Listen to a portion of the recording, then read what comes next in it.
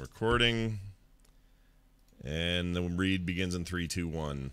Coming up on TMS, do I trust your meat pocket?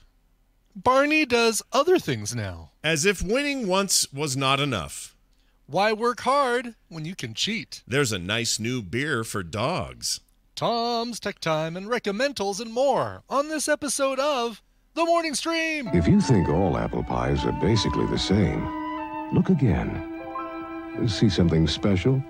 That's a Mrs. Smith's natural juice pie. Chicka, chicka, chicka, chicka, chicka. Now take it to the right.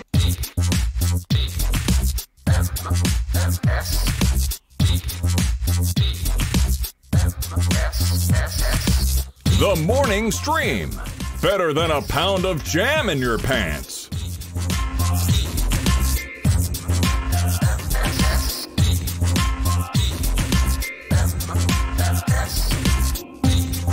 Keep hearing rumors that Scott Fletcher's been working on a bunch of new bumpers for the show. Like he's doing these live streams where he's recording them and everything. But he hasn't sent them to me yet, so I don't know if this is just like I've been faked out, or he's just holding it over my head, or what's going on. But no new lines from Fletcher. I'm guessing it's for a rival network. It's for a competitor. Called TMS with Lizard Shirt Network. Todd and Aaron. Todd and Aaron, he's doing. Somebody check Todd and Aaron in the morning. Someone should check out Todd and Aaron, see what they're doing. They got a little Fletcher in there. Anyway, we'll see what's going on. Welcome to the show, everybody. It's TMS for Wednesday, March 13th, 2019 with Scott Johnson and Brian Ibbett. And I come to you from, I don't know, about 3 inches of blizzard-like snow at the moment. Wow. It's fine. Whatever. We'll make it through. I don't understand why March has to do this. Middle of March, come on. What are you doing? It's supposed to be spring-like and windy and take your kites out. When we were kids, that's what they always said. Fly your kites in March is what we were always told. Yeah, for other parts of the country. For Colorado, I presume Utah as well, but at least for Colorado, March is the snowiest month. This is the month where you're going to get a majority of your reservoir fill. Oh, wow. Interesting. Because for us, which is our equivalent of Puxatawny fill. Sure. Pokes his head out and that's right. Yes. 9 more years of winter. But yeah, no, I got like we have our big month's supposed to be February, but maybe that's shifting. I don't know. Like we had a very snowy January, very snowy February, and now this. So whatever, man. I just want to go out to the park. I want to take the dogs. I want to run with them. I want to go to the lake. I want to check in on freaking Mendoza. I haven't found him in a while. Like there's stuff to do out there. Yeah, no kidding. See if he comes back for yet another year. Yeah, I guess he wouldn't be here now, would he? He's probably at some southern locale. I don't know where they go. Where do geese go when they migrate? Do you know? I don't know where they go. They go south, but a lot of them come here. For the first time ever, we've actually got geese wandering around our neighborhoods, like even in our front yards at times.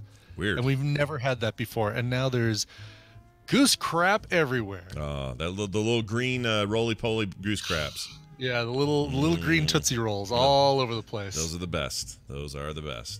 Well, I'm just trying to imagine him somewhere south, and I don't know where that would be. Like when they say they go Arizona south. Okay, so it could be something like that. Like it's just a southern something state. like that. I mean, I figure they're Canadian geese, so they come here is their south. I mean, you don't see Canadian geese all over the place right now? I guess he's not a Canadian goose, though. No, I don't know what he... he's a Chinese Utah ghost. Knobby head. Geese, not ghost. A Utah ghost. He's a geist. He's a zeitgeist. He's Willie Geist. Yeah, got it. Nailed it. I don't know. I don't know where he goes. He's a Chinese knobhead thing is what he is. And he's a dick, and I haven't seen him in a while, and I'm excited to have him back. All right. Let's So he brings bacon. Already submitting a show title, Utah is south of Canada. Yeah. Yes, well, it is. It's true. It is. I mean, everything's south of something. You can't explain that with science. Even Canada, technically. I mean, look, we only as a people decided that the world is right side up and that there's a south and a north. It's just to help us. Like in actual space, there's nothing about that. Like it's just Right. There's no north or south in space. No, you can flip it all around, and the West Coast is the East Coast. Like it does, it's all arbitrary. It doesn't actually count for anything. Right. I mean, I know there are poles, and that's why we base it on that. But we just make that shit up. Yeah, I mean, I can't believe it. This is the week I actually agreed with something President Donald J. Trump said.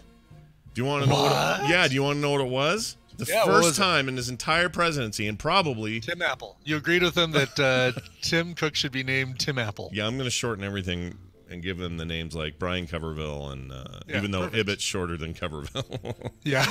But no, he says he said in a tweet, I'm paraphrasing, but like 100% cool with keeping daylight savings permanent.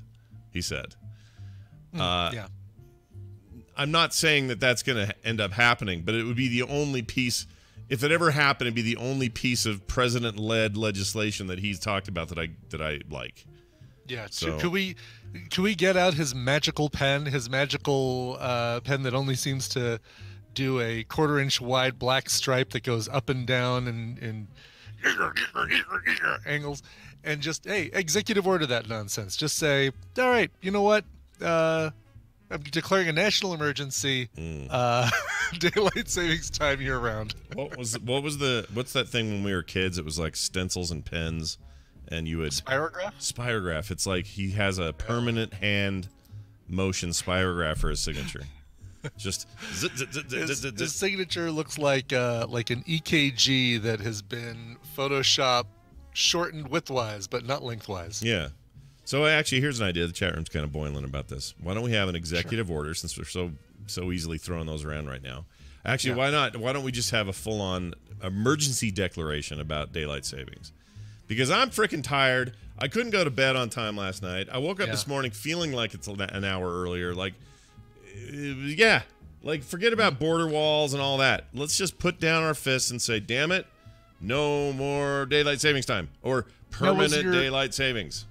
Was your method of trying to go to sleep, was it the Division 2 or the Wildlands that was your method of trying to go to sleep last night? Probably Division 2 more than Wildlands, but a little of both last night. Yeah, because I'm seeing a tweet from Scott from 9 hours ago, which would be about midnight. Played a lot of Ubi tonight, equal parts Division 2 and Wildlands. Yeah. Listen, it's not our chief executive commander-in-chief. That's his title. Sure. That gets his tweets analyzed. Yeah. It's Analyze Mine is my favorite movie with Robert De Niro. Exactly. He's great in it. Anyway, at J.K. Grammar, I still haven't beat the Predator. Still working on that. Gonna level up a little bit more and see what I can do over there. All right, I got a question that is one of the great questions of all time, perhaps, or more of a theory. It's not really a question. I guess I'm asking you if you think I'm wrong or right here. All right.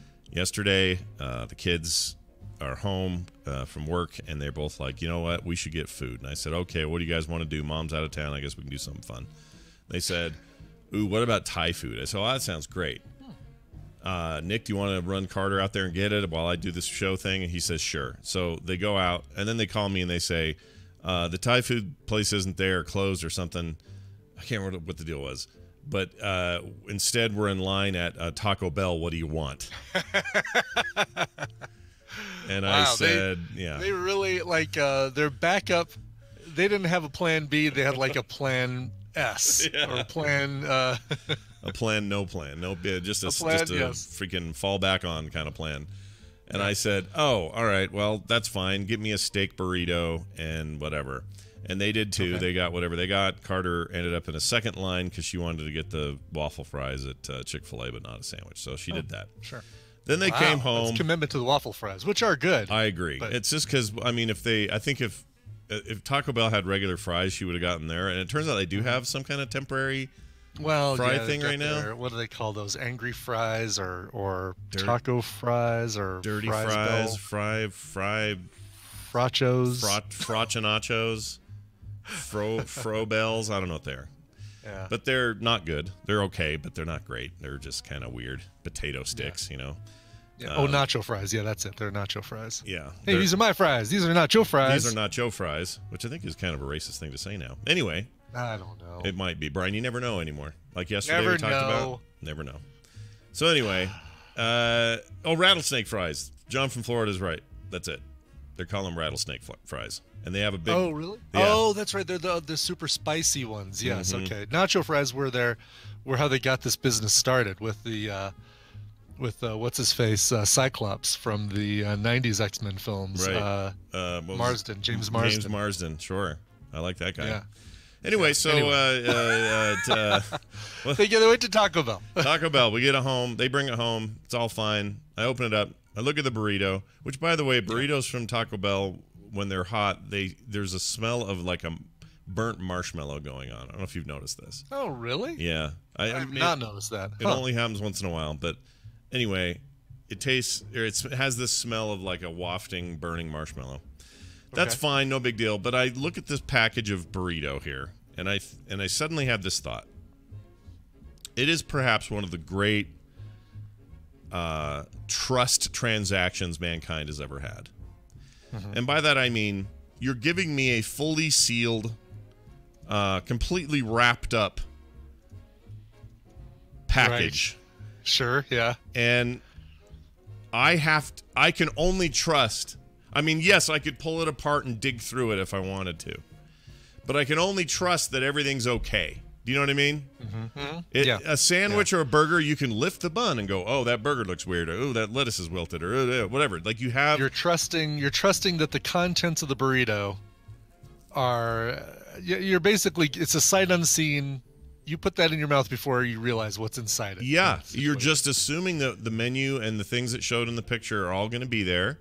And that there's not going to be somebody's freaking toenail and a half a booger in there. It's all going to be a normal burrito. And it's a great transaction of trust. And I don't know. I mean, so last night I'm looking at it. I went, all right. I had this existential feeling of like, oh, wow, this is a big moment here. This is a human transaction of one to another. This could have been some angry teenager who put half his joint in there before he... But do you ever, like when you go to Freddy's and get a burger, or when you go any place, do you lift the bun and take a look at what's in your burger? Like, do you take a... I know the burrito is just completely sealed, but do you even look at the things that are partially covered, partially sometimes sealed? In fact, I will usually, when I get a burger, unless it's all like sealed shut with cheese or something, I will typically lift the bun. Not in a paranoid way, just kind of a like, oh, look, everything's in there. Sweet, let's eat it. Curiosity, okay. Well, interesting. I never, I mean, I burrito, burger, whatever. I barely even take the plastic wrap off of what I'm about to eat when I go fast food. It's I'm lucky if I unwrap the item from its paper container. Yeah, no, you're right. That it shouldn't even be a thought, and it hasn't been for most of my life. But yesterday I was just thinking about it. It's like a burrito is basically like a food tumor, you know? Who knows what is inside of that sack of soft and goo and wet and dry and meat and not, and we don't know. And so Taco Bell, the food tumor supreme. It rolls off the tongue a little too easy. 12 ingredients, all jammed in a sack made of a tortilla. Yeah. Like, it's just something about that act that felt brave. Like, I felt like I was stepping out on the edge of the stratosphere, ready to jump on the bungee, Right. Like, here goes. I'm going to give this a shot.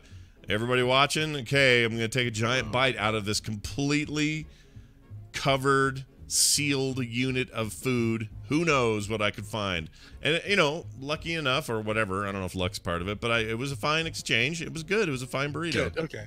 I was worried that you were going to find like one of the scary things that you mentioned.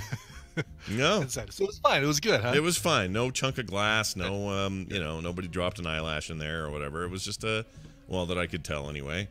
It was fine. So yeah.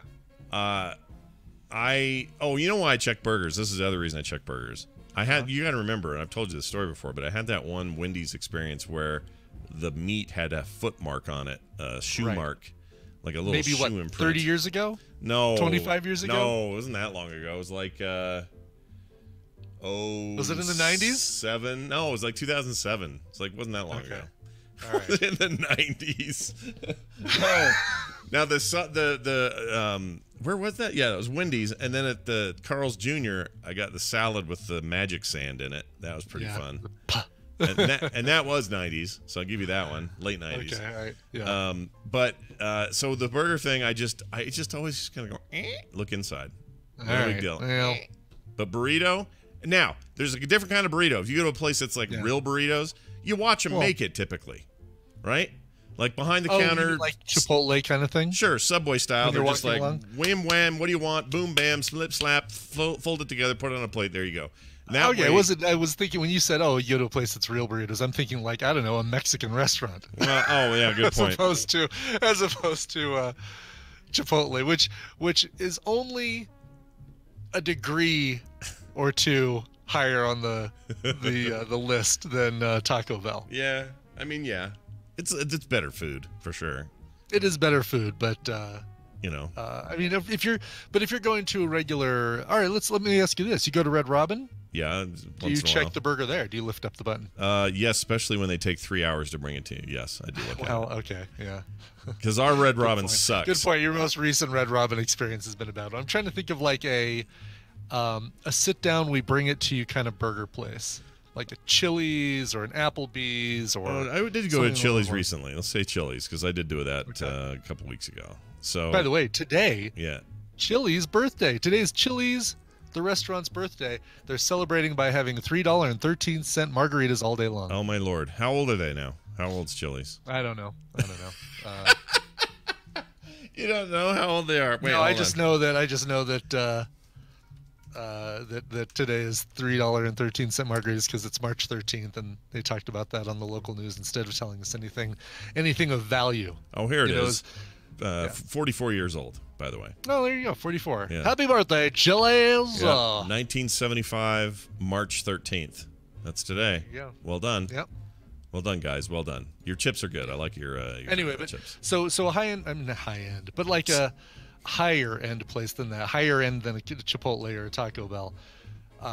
So and even like a Ruth's Chris, if you for some reason order the burger there, you'll still lift up the bun, check it. Do you have a burger there? I didn't know that. I imagine because Okay. kids go Oh, with their true. parents to That's Ruth true. Chris Steakhouse. Yeah, well, and this is an opportunity to sell a $94 burger, probably. It is going to be, yeah. I mean, it's going to be, high-end grilled steak or chopped steak burger, probably. I would probably lift it out of habit, but I wouldn't actually be worried. Like I'd probably just go okay. and then eat it, but not because All I'm right. like, all right, let's make sure there's not a beetle embedded in here. Ringo Starr. You just want to gaze upon the beautiful Kobe beef that's been chopped to perfection. Yeah, exactly. And grilled. Yeah. Okay, It all just right. feels Well- like the burrito thing is a because it's a sealed unit of food. Yeah. Is more prone to. I mean, if somebody really wanted to get you, that's that's one where they could do it. Because Sure. a lot of times you wouldn't even notice it. You could put, you could freaking snot rocket right into somebody's burrito and then wrap it up, and it's full of hot beans and goop and everything. No one's probably even going to notice. I mean, it's a horrific thing to think about, but I'm not stopping. I didn't stop eating. I ate it. I ate that whole burrito last night. Sure. So it's sure. not like this is like a paranoid thing or I can't eat them or anything, but it just popped into my head and I just thought, I don't know, man. Burritos. They're just like. I didn't need to know snot. I didn't need to hear the word snot rocket burrito. Did not. That's like that's just the phrase I was not expecting to begin my morning with.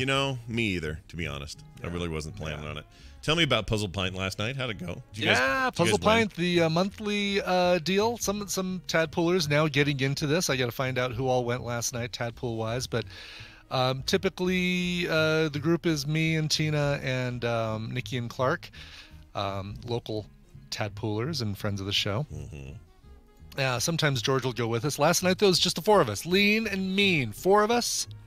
The theme last night was the Dark Crystal, which I haven't seen since I was probably like 20 or something when I caught it on HBO a few years after seeing it for the first time in the 80s. Oh my gosh, dude. I love the Dark Crystal. They got a sequel coming still or something. It's gotta be. I mean, that is an ultimate film sack movie. That's the whole reason I haven't sought it out to watch it again, is because as soon as it's available, we've got to watch it for film. Oh, absolutely. And they got some. Is it Netflix or somebody's making a new one? So you gotta. Oh, right. Yeah, yes. we should film psych that before that happens, and then For film sure. psych that. Yeah.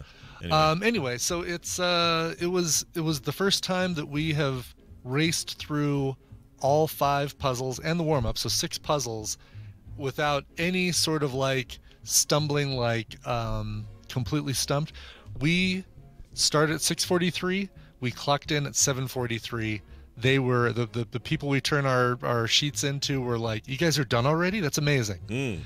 Like that's how we did last night.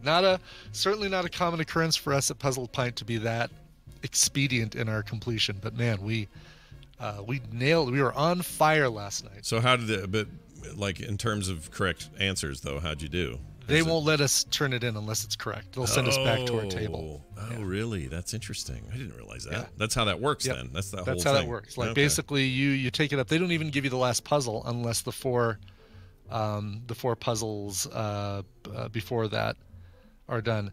Kadavari says, "Is Coverall saying that Tina holds back the table?" I'm saying the opposite. Tina's usually traveling when we do Puzzle Pint. This time it worked out that she was here, and we had our record finish time. So give me an example of one. Give me a question example that they would have for this movie. So it's not really a question for the movie. So each puzzle is themed to the Dark Crystal. So it's like our first set of puzzles. We had a what was the first one? It was almost like a word search. Okay. And we had to find certain words in a grid of letters, and then there were highlighted letters in the listing of the words you had to find, right? So like you had horse racing as one of the words that you had to find in the grid. Okay. And a few of the letters in horse racing were bold. So you'd find horse racing in the grid, and then you're like, all right, what do I do with the bold letters? So what we did is we highlighted all the words we could find in the grid, and then we circled heavily the letters that were bold. Then you look at that and you say, oh, all right, we need a 12-letter word from this puzzle. Let's look at those highlighted letters. Let's assemble those. Do those work? We can't rearrange those. No, that doesn't work. There's way more than 12. They're in individual little shapes. Oh, they gave us a little clue about in the dark, so it must be Braille. And that, sure enough, when you look at the way the letters, the circled highlighted letters were arranged, they were Braille letters. And so we took each of those letters and then put them in the bottom, and it spelled another word. Oh, interesting. Okay, in my head, I was thinking there would be questions like, "What was the lady with the one eye rolling around in her head?" Yeah, no, there was. Okay. You could go in there and not have seen Dark Crystal and do just as well as we did. It's really just like, a little extra added icing on the cake. Like, oh, you like Dark Crystal? Great. We're going to talk about Kira and Jen and Anara's crystal ball thing, and the final puzzle was putting all the words from the previous puzzles into these weird angular shapes and then cutting those shapes out and assembling them into a puzzle. And we thought, all right, well, it has to be shaped like the crystal from the Dark Crystal. We're trying to there we go, Agra. Look at Genie, man. Holy cow. And Sidian both remember Agra from the movie. And we tried so many different ways to get these things to fit, and then we read the clue again, which said, you've completed all the pieces, which all center around the missing shard, and we figured out, oh, okay, we have to assemble these and have a shard missing in the middle, and the final word we need are the letters that are centered around this missing hole in the middle of the puzzle. So you're putting together a puzzle with a piece intentionally missing out of the middle. It's so cool. Wow.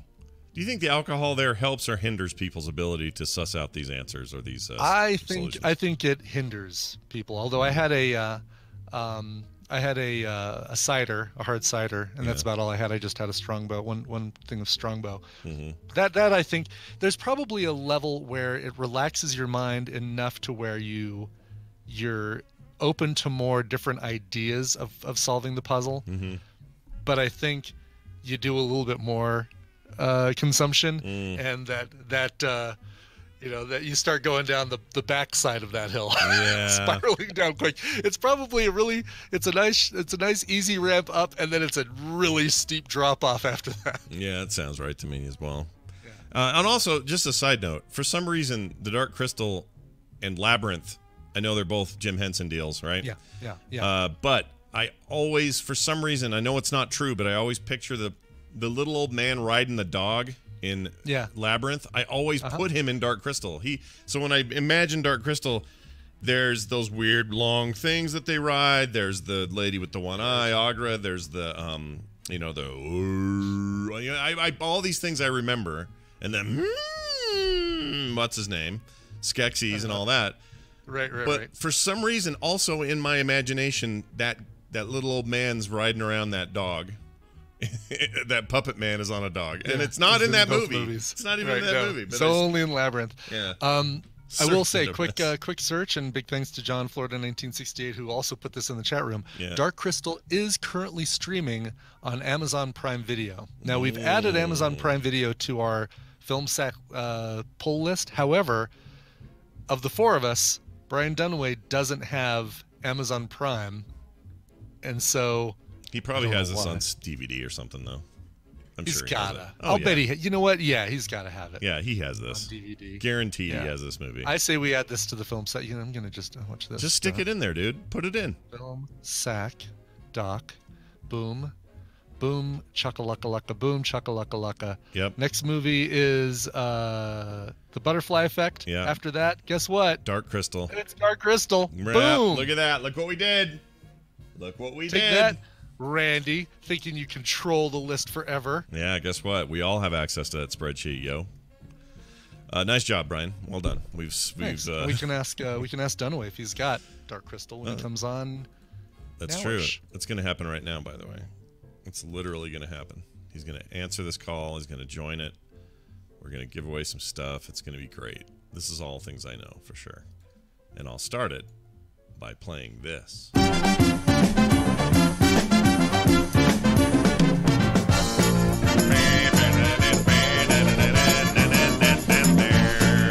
Hey, Brian Dunaway, you there? Hello? No? Brian! Is he not there? Uh-oh. Hello? I just got a text from Randy who says, What did he say? TIL, you think I'm a control freak about the movie list. Oh, Randy, I love you, man. Are you there, Dunaway? And you are kind of a a control freak about the movie. Yeah, he totally put stuff is. on there that I watched disappear before my very eyes or get pushed down. Oh yeah, it happens all the time. Hold on a second. No message from him. Hey, Dunaway. Are you there? I think he's there. Somebody said he was in the chat room. Yeah, I think he's there. He's just we don't hear him. I think he's muted or something. Oh. Dunaway, you're muted. Come back to us. Bring back to us. Unmutify yourself. Bring back the Shankara stones. Bring back to us. I'm gonna save this where I'm at. Oh, it's just having trouble. Oh no. Okay, no worries. We can troubleshoot this. I'll edit this out of the audio. One sec, having trouble. Okay, all right. It did look like he had answered. Oh, I gotta go make sure this thing takes calls in a second. Hold on a second here, folks. Restart? Oh. Restart the call? Well, here, I'll re-add you to the call, Dunaway. Okay. Restart what? Yeah. Okay, I've re-added him. See if it happens. Ri-Fi, that means you haven't heard TMS in a very long time because he was on like a week and a half ago. This is Ah! hello. Oh, I hear you. him. I hear you. This is hello. Hello? Hello? Oh, hi. Are you at work? Why do you always want to know where I'm at? Just to annoy you. What are you, my mom? No, mom. No? I am on the toilet. Oh. Why do you always want to know? He's on the crapper. Hey, look, I don't judge. You be where you want to be. You be you, man. I don't judge. I really don't. Actually, I like it. It's nice that you care about me. Oh. We do. It's nice. Well, you know, we know that you take some time out of your day to do this, and you know, can't be. You have a lot of stuff going on. You're a busy guy. Totally get that. Am I? I don't know. Are you? Maybe. No. It's Brian Dunaway, everybody. He's on the phone, and we hi. are going to play Babble Royale with him. We also have a caller on the line. Good morning. Who's this? Hi, this is John from Sweden. Oh, well, hello. Oh, my gosh. All the way from Sweden. What time is it in Sweden right now? It's 16:36. Oh, I didn't. You guys and your space money time recognition. 16:36. So that would be what is that? 6. 36 minutes past 4. Oh, all right. p.m. Oh, p.m. That's not bad. Yeah. Oh, did you not? Well, yeah. You still don't know military time, Scott? I'm bad at it. I can't think of what it is. The conversion. I know what it is if someone says, I'll see you at 11:30 or 1800. I'll say, okay, cool. I'll see you then because my watch says 1800. But when you say, I'll see you at 1800 or whatever that is in human time, then I don't know. I'd have to think about it for a minute. I know it's just like time shame, Scott. It's just it's a 24-hour clock. I get it. But when you say 1800, let me think what that is for a second. You have to subtract 12 and say, wait a minute. Wait. I can't be doing math. 12. See, I can't do math. Forget it. Wow. Forget QSRMVT says if it's greater than 12, drop the 1 and subtract 2. Oh, yeah, really? You think about that. Drop the 1 and subtract 2. So 6 p.m. would be 1800 hours. You're taking 10 off and then subtracting 2. That makes sense. The whole thing is pointless. That's the reason why I switched to Swatch time years ago. So you're always looking at a clock, but it's cool and transparent. You can see its innards. I've already forgot how to do it, so forget it. Hey, let's get to the fun here. Brian Ibbett will explain how this whole thing works. And I hope these. Did you say it's Johan from Sweden? Is that what I heard? John. Okay. Well, that's John. easy. That's Johan without John. an O, an A, and an N. Yeah, Jean Valjean. John, just a normal John. Right. Every Starbucks in Sweden has a problem writing that, but otherwise. We have those here. Yeah, I hope these codes work in Sweden. We know that. In the U.S., they have no problem with the name John, but in Sweden, they have a problem with the name. So I'm like Johan, Jon. Sometimes I was even Marcus once, which they thought I was someone else. I'm going to call you Johan Yoon. Okay, that's the new deal. Wonderful. I'm going to call you John, and I'm going to give Scott and Brian Dunaway a topic, and they're going to go back and forth with answers for that topic. If one of them gives a wrong answer, a repeated answer, or they take too long to come up with an answer, the win is going to go to the other player. Your job is to predict who is going to come out on top based on the topic. Today, you are playing for the 3-pack of prizes we tried to give away on Monday. The Division, courtesy of Tyler Babb. Overload, courtesy of Mike Pacholik. 2-pack of prizes. Today, we are adding the Ant-Man and the Wasp movie, courtesy of Ray Bradshaw from his Movies Anywhere account, and Galactic Civilizations 3. Ooh, Galactic Civilizations 3. And I don't have who that's courtesy of in front of me, but it is courtesy of a listener, and big thanks to them as well. My favorite Space 4X game, by the way. Really is Galactic Civilizations. Yeah, it's excellent. Really nice, good. Cool. Yep. All right, let's see. The topic today, courtesy of friend of the show and former lead singer or former keyboardist of the Scrambles, Lex Dallas, who's been to a couple Nerdtaculars, came up with this one. From 2000 to 2015, Pixar released 13 films. Okay. So we don't want, we're kind of narrowing it down to like that kind of middle area of Pixar, not name all the Pixar films. We want you to think about what might have come out during that range, 2000 to 2015. These are only feature-length films, Only right? feature-length films, correct. Right. And I'll even help you out. Do you want some help, or do you feel pretty good about that? I feel okay about always it. I'll use help. Well, all right, a little bit of help. Stuff that came out after Toy Story 2 and came out before Finding Dory. So that makes sense. 1999 Toy Story 2, 2016 Finding Dory, if that helps you. All right, that's a nice little. That's a good sandwich there. A little bonus for you. Right. John, who would you like to go first, and who do you think is going to win this thing? I am sure that Scott is going to win, and I'm sure that Dunaway can start. All right. Well. All right. And you said after Toy Story 2, so it's excluded, correct? Yes. After Toy Story 2. So Toy Story 2 excluded, Finding Dory excluded. Okay. So Toy Story 3. Duh. Oh. Toy Story 3, of course. Yeah. June 18th, 2010. Obviously, very good choice. Like that he Brian put a- Dunaway for our number 8 of the 13 films. Nice. 2004's The Incredibles.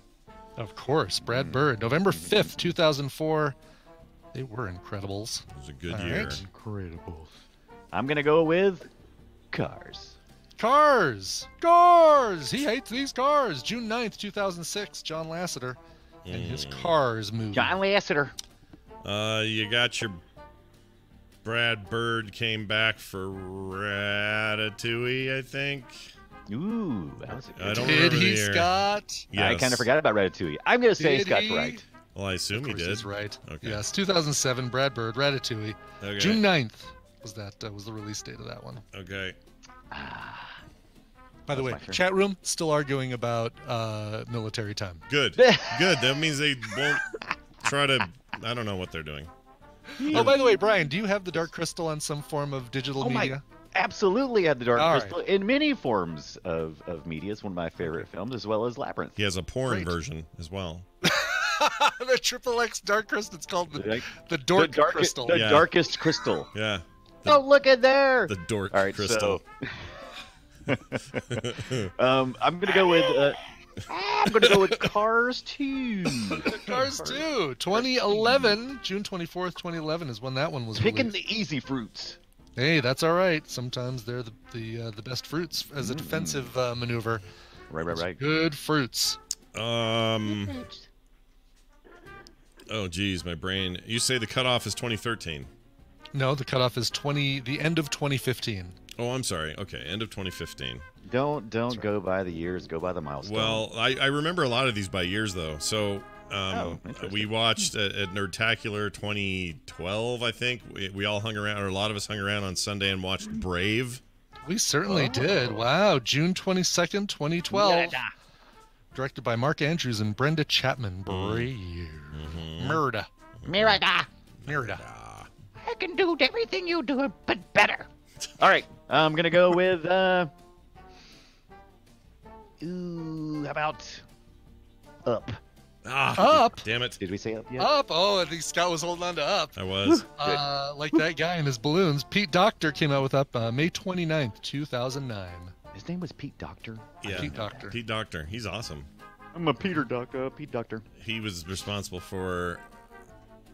Hold on. You say it's from. 2000 to 2015. Right. Last time I'm saying it. Was it Toy Story? Okay, well then I'll go with the other Pete Docter one that I know of, which is Monsters Inc. I don't know. It was in between. Man. Monsters Inc. Yeah. November 2nd, 2001. Pete Yeah. Docter. Yes. It's a good movie. It's got what's his name in it? You shot me in the face. Steve Buscemi. Steve Buscemi's the chameleon guy in there. Billy He's- Crystal and John Goodman. Yeah, it's a great movie. Yep, that is a good movie. I just realized John Goodman is in that, and then Steve Buscemi's in that, and it would be great if Sully would tell him to shut up, Donnie, once in a while. You're out of your league. You're out of your league, Donnie. Shut the F You know up, what Donnie. you're talking about, lizard? Ooh, the rain officially just turned to snow. Oh, so the Ding, blizzard. ding, ding. So I was The glad to see blizzard that- is now descending upon us. I was glad to see that was hashtag weather related and not hashtag Blizzard Company related this month. Right. Yeah. What's going on? Yes, Blizzard just fired the rain. Great. Right. Great. All right. So, well, if that is in there, Mm-hmm. I'm almost 100% positive that I saw Monster University before I saw Finding Dory. Did I? So how much is almost 100% positive? Like, less the more you stall, but pretty sure. Pretty sure. June 21st, 2013. Yes, directed by Dan Scanlon. Okay. Very good. Monsters University. Inside Out. Ooh, that's a good one. That was Whoa. my next one. That was in the Inside year. Out. That was the Fury Road year, I think. I think it was. Inside Out, June 19th, 2015. Yep. Also directed by Pete Docter. Oh. Pete Doctor. Forgot about that. Yeah. So it is. He's great. It is good. That guy's awesome. He has some of the best stuff ever. He does. Wally. Back to Brian. Wall-E.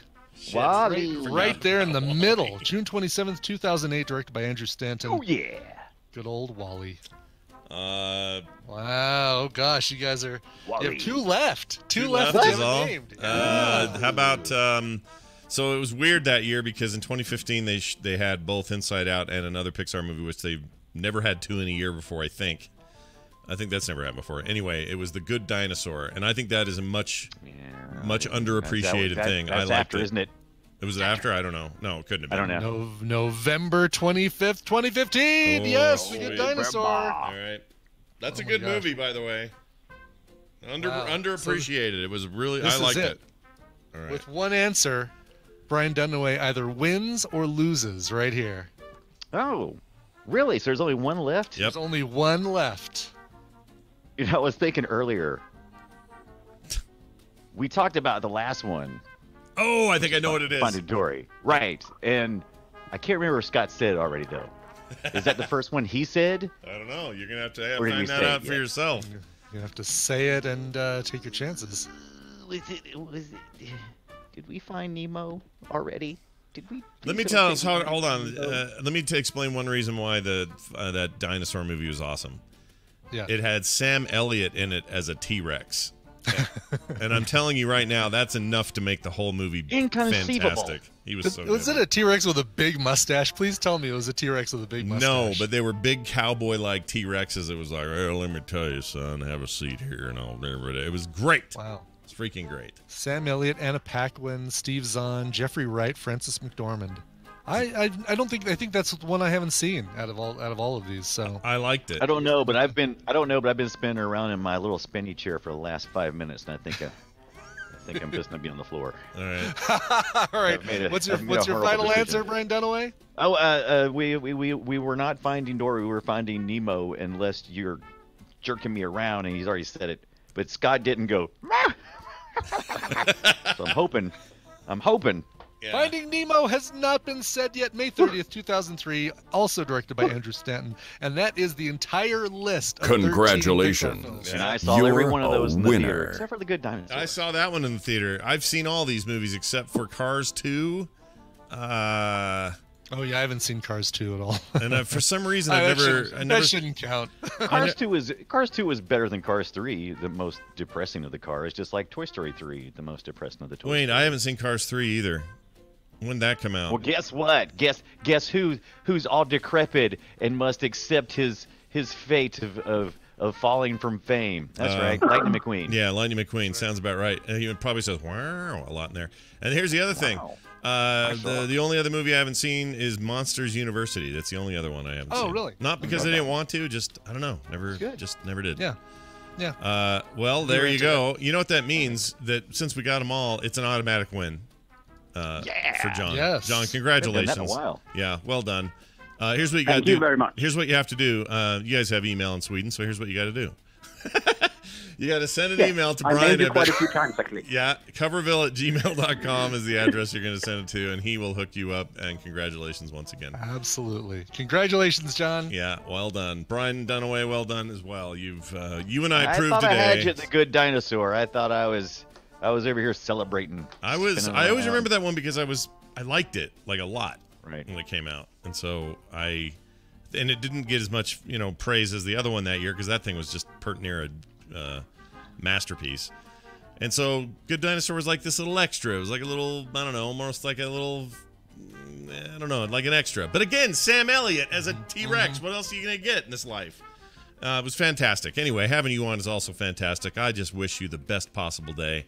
And may all your dreams come true. Oh, I hung up on him too soon. All right, well, that's fine. Too soon. Too soon. Did you see Stars Born? No, still haven't seen it. Okay, that's a great Sam Elliott role right there. Yeah, he was nominated there for that thing. He was. Right? Was that the movie he was nominated for? It's exactly the movie he was nominated for. Okay. I still want to see his Man Who Killed Hitler and Then Killed Bigfoot or whatever. I want to see that. Right, and then Bigfoot. Yeah. And a caveman. Yeah, and a caveman. All right, check it out, everybody. It's time for this. This is your radio newscaster with another exclusive sensational summary of world and local events. Let's do some quick news brought to you by Coverville today, 1 p.m. Mountain Time, as long as Snowpocalypse doesn't take out the world. 3 birthdays we're celebrating today. Adam Levine, lead singer of Maroon 5. John Sebastian, lead singer of The Lovin' Spoonful. And Irene Cara, lead singer of the band Fame and Flashdance. Just kidding, they're not bands, they're movies, and she did the theme songs for them. And she also cried on camera. Aww. Also, we'll have some indies. Indie in the middles, or not in the middles, indie submissions, indie hodgepodges, just because I didn't have enough stuff for all the other things. So a big 4-set show with a birthday for each set. Nice. How about that? Coverville today, twitch.tv/Coverville. 1 p.m. you say? 1 p.m.? 1 p.m. In the news. Okay, now this story I'm about to tell you is actually old. It's from some year ago or more. Okay, all right. So chat room, save your comments about this is from 2018 or 2014. Yeah, ignore yourselves for a second because this just was too good to pass up despite the fact that it's older because I never heard of it before and it would have absolutely come up on the show had I heard of it. Sure. The guy who played Barney the dinosaur, I love you, you love me, that guy, is now a tantric sex therapist. Nice. Boom, chicka, chicka, chicka, boom. David. Oh, go ahead. The first sentence of this now is making me think we've even talked about this on TMS before. I don't remember this. Have we talked about this? Yeah, but maybe not. Cidian says we have 100% talked about this on the show. I don't remember it at all. I think we totally have, especially now that I see the first line talking about the 30 clients that he calls goddesses. I guess so. Let's see. Offers full sexual experience with his goddesses. Reportedly does not use protection when having sex with clients. None of this is familiar to me. Really? I feel like we haven't talked about it, but we must. Yeah, but you can't trust your memory. You can't even remember saying anything about Mark Knopfler's penis yesterday. No, I yelled that out like some kind of crazy person. Right. So Kelly Clarkson! It is like early onset Tourette's or something, isn't it? When totally you yell something that random and you don't remember doing it. I don't know. We do a lot of stuff. This show. We should. I would say if we're going to do any story, if we just have time for one story, I think it's this one. This one here. Yeah, I think that one. Yeah. Yeah, this was making all the rounds yesterday. So let's talk about it. Yeah. Felicity Huffman, Lori Loughlin, among several dozen, about 50 people in all, who have been snared in an elite college cheating scheme. Some of which, like one's like a Penn State coach or someone like that, or was it Penn State or right? Some big university coach accepted $400,000 to let some kid on a soccer scholarship, and he'd never played soccer before. Yeah, did they Photoshop? They Photoshop somebody into a sports thing for a photograph or something? Now, I want to get something out of the way before I even mention this, because yesterday you couldn't talk about it with somebody online going, this is old news. They've been doing this for years. It's just now a big deal. Everyone's having a bunch of faux outrage about it. This happens all the time. I don't care. It's about time it stops happening, because this sucks. This is shitty parenting. And Felicity Huffman, by the way, married to the heck do you mean, Mr. Lundergaard over there. That's right, Mr. Shameless. Yeah, which is great because there have been hundreds of memes since yesterday of him as Mr. Lundergaard running from the law for his little scheme, which is what all this sounds like. It's perfect. Like someone will just put a picture of Buscemi and the Russian guy sitting at the table. Yeah. And it would say, hey, are these the two representatives that you met with that company? Because they're the ones I talked to when I was trying to get this deal going. It's pretty great. Pancakes. Could you go for some pancakes? Pancakes. Total silence. Total effing silence. I want to watch Fargo. I'm in the mood. Anyway, this is a nationwide sting. The FBI and the United States Department of Justice Department are charging these people for purportedly paying up to $6.5 million to place their children into elite universities that were not eligible. They shouldn't otherwise have been eligible to go. The alleged scam is said to have placed in top colleges including Yale, Georgetown, Stanford, University of Southern California, UCLA, and the University of Texas. It was run by William Rick Singer of California, who helped parents get their children's college admission through bribes. Court documents unsealed in Boston claim. Let's see. Officials have been investigating the case named Operation Varsity Blues for more than a year. I hope they present their case in court with nothing but whipped cream covering their boobs and their crotch. I hope that's That'd what be that great. happens. And I'd like to call to the stand James Vanderbeek, please. James Vanderbeek to the stand, please. That'd be great. Mr. Vanderbeek, we don't really have any questions for you. We just knew you weren't doing anything right now. That's right. That's right. These are charges of racketeering, conspiracy, and obstruction of justice have been leveled at this Singer guy who is the admissions consulting company founder. He pled guilty. So already he's pled guilty. That coach I mentioned earlier pled guilty. At least 13 people, including Huffman and Laughlin's husband, Massimo Giuliani, whatever that is. Were arrested. They were arrested Tuesday morning. Were expected to make their first court appearance later in the day. Singer ran the charity Key Worldwide Foundation, which received $25 million in total to guarantee the admissions. U.S. Attorney Andrew Lelling said during a Tuesday news conference, the charitable foundation was allegedly used as a front to run the admissions scheme. Yeah, they're all going to jail. I don't know about Huffman and others. I don't know what their culpability is when you are one of the people paying to do this versus the people running it. I don't know. Yeah, ugly business. Shitty. Okay, I'm gonna lay it out for you. Shitty parenting. This is bad. Okay, it's just bad. Just because you got a bunch of money, that's how your kids are gonna find achieve stuff. F you. That sucks. Right. That's bad for them. It's bad for you. It's bad for America. It makes me wonder how many of these parents told the kids what they were doing. Like if the kids knew that thought that they were getting in on their own merits, and then found out that they were basically getting paid into these colleges. Well, I'm guessing the soccer kid knew. He must have known. Oh yeah, he had to know. Yeah. So who knows? Yeah. Felicity Huffman runs a parenting site.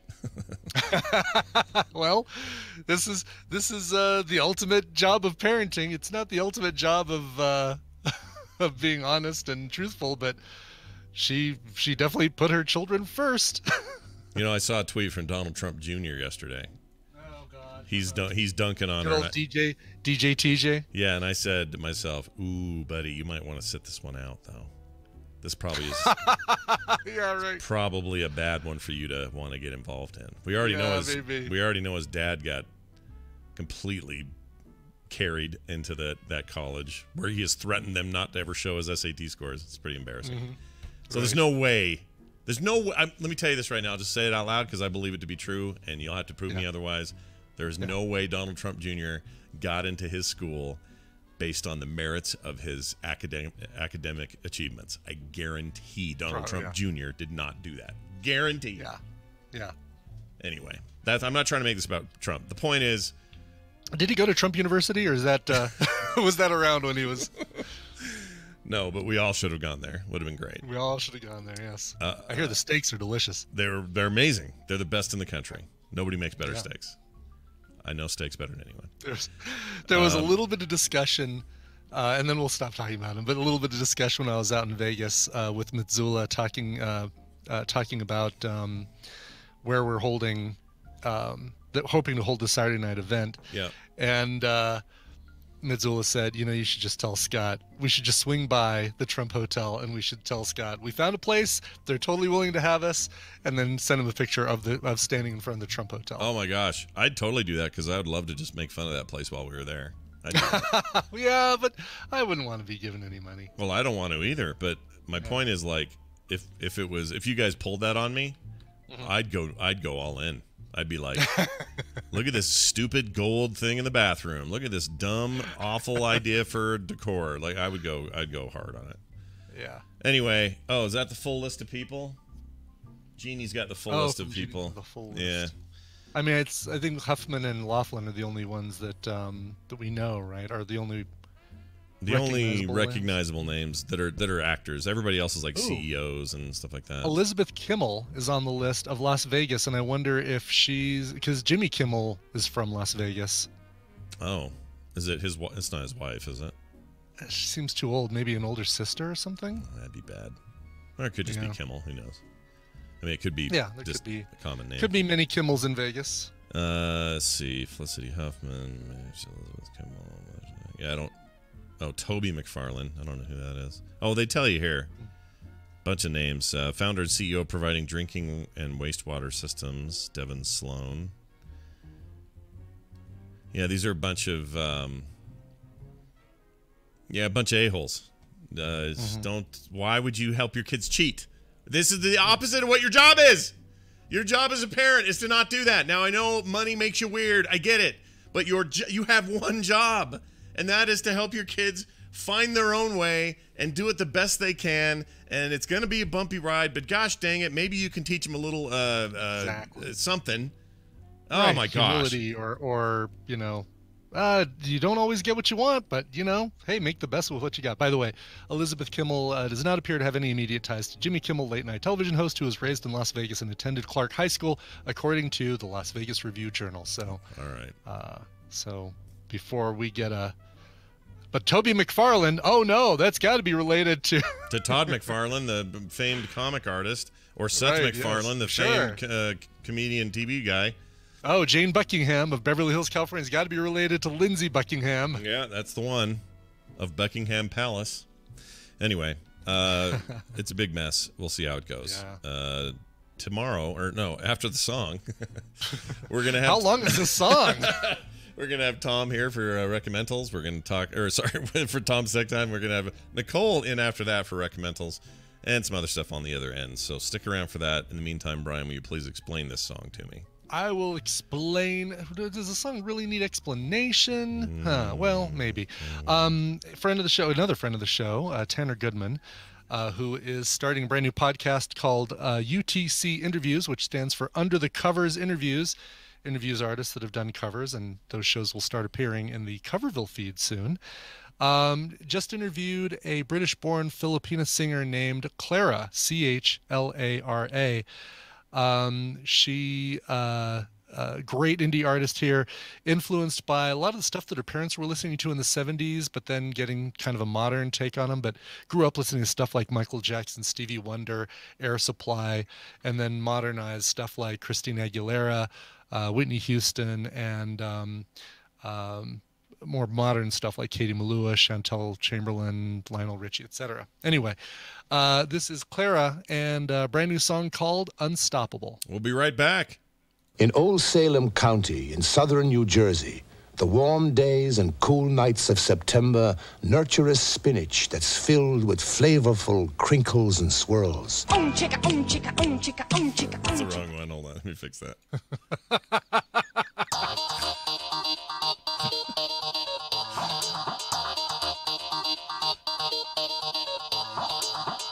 The morning stream. Let's go, Sharks!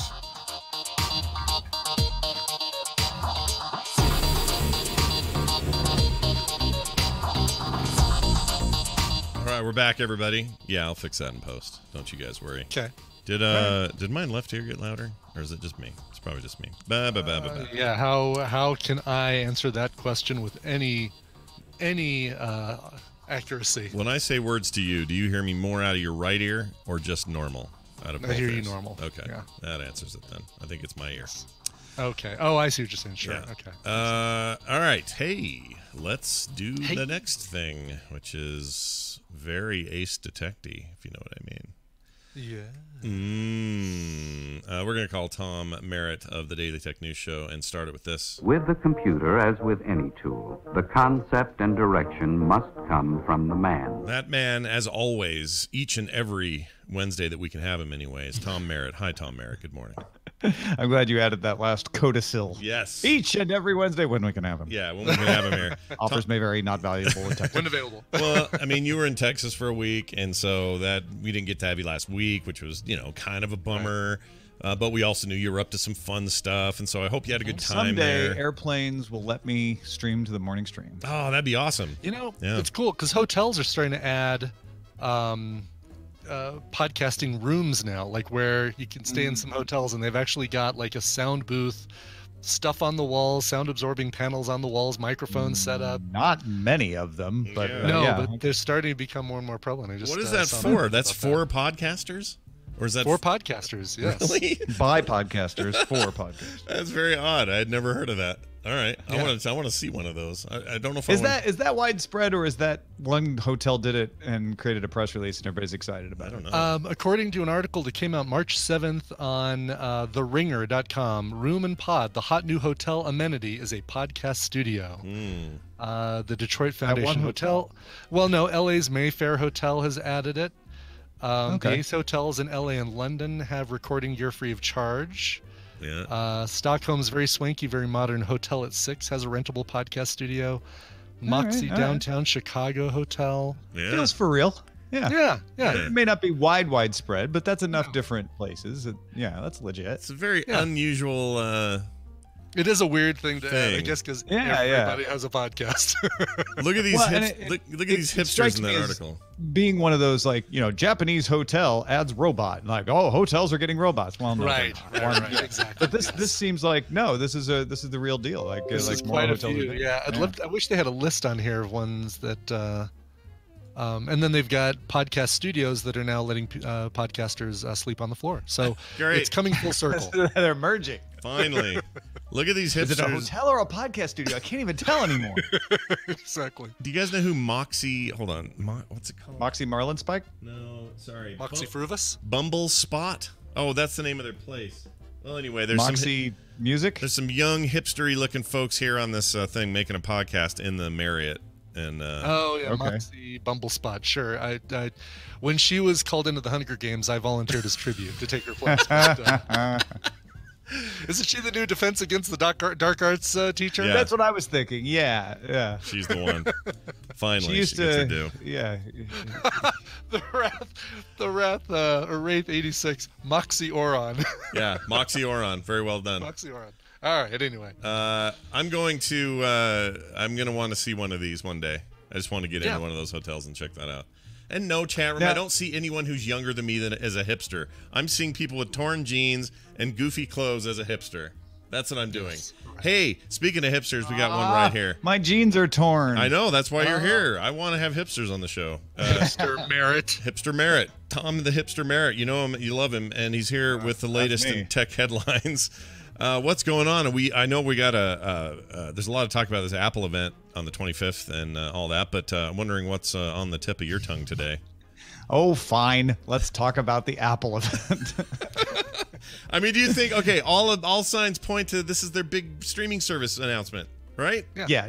I mean, I always like to say Apple didn't say what it would be, but they did everything, but tip their hat when they sent out the invite saying it's showtime. The last time Apple used it's showtime, as The Verge pointed out, was when they launched movies and TV shows on iTunes. So it seems pretty likely that that's what we're going to get. All of the sources have been telling the usual outlets like Bloomberg that that's what we're going to get. So yeah, I imagine we'll also get not only the TV streaming service, but also the news service where you'll be able to subscribe. Remember, they bought a company that does like a subscription news and magazine service, kind of a Netflix style service.